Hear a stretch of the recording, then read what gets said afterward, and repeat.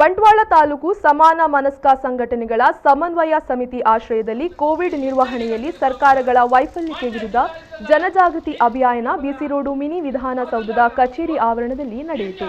ಪ್ರತಿಭಟನೆ ವೇಳೆ ಭಾಷಣ ಮಾಡಿದ ಕಾರ್ಮಿಕ ಮುಖಂಡ ರಾಮಣ್ಣ ವಿಟ್ಲ ಅವರು ಖಾಸಗಿ ಆಸ್ಪತ್ರೆಯಲ್ಲಿ ಉಚಿತ ಚಿಕಿತ್ಸೆ ಸಿಗದೇ ಇರುವ ಆಕ್ರೋಶ ವ್ಯಕ್ತಪಡಿಸಿದರು.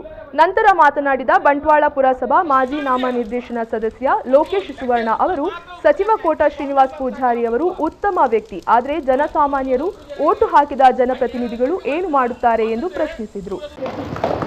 ಆಧಾರ್ ಕಾರ್ಡ್ ವೈದ್ಯಮಾನ್ಯತೆಯಿಂದ ಬಡವರಿಗೆ ಸೌಲಭ್ಯ ಮಾತ್ರ ಆಧಾರ್ ಕಾರ್ಡ್ ದಿನಾಪತಿ ಆಸ್ಪತ್ರೆ ಬೇರೆ ಆಧಾರ್ ಕಾರ್ಡ್ ವೈದ್ಯಕ ತಪ್ಪೇರು ಅವನ ಬೇರೆ ಉಸ್ತುವಾರಿ ಸಚಿವರ ಇವರು ಜನಪ್ರತಿನಿಧಿಗಳು ಪ್ರಶ್ನೆಗಳು ಮುಖ್ಯಮಂತ್ರಿ ಉಸ್ತುವಾರಿ ಸಚಿವರಷ್ಟೇ ಜನಸಾಮಾನ್ಯರೇ ರೋಗದ ಉದಾಹರಣೆ ಎಲ್ಲ ರೀತಿಯ ರಾಜಮಾನ್ಪಣೆ ವ್ಯವಸ್ಥೆಗೆ ಮುಗಿದು ಅಂತಿಮ ಒಂದು ಪ್ರತಿಭಟನೆಯಲ್ಲಿ ಪ್ರಭಾಕರ ದೈವಗುಡ್ಡೆ, ಪ್ರಧಾನ ಕಾರ್ಯದರ್ಶಿ ಬಿ ಶೇಖರ್ ಮೊದಲಾದವರು ಹಾಜರಿದ್ದರು.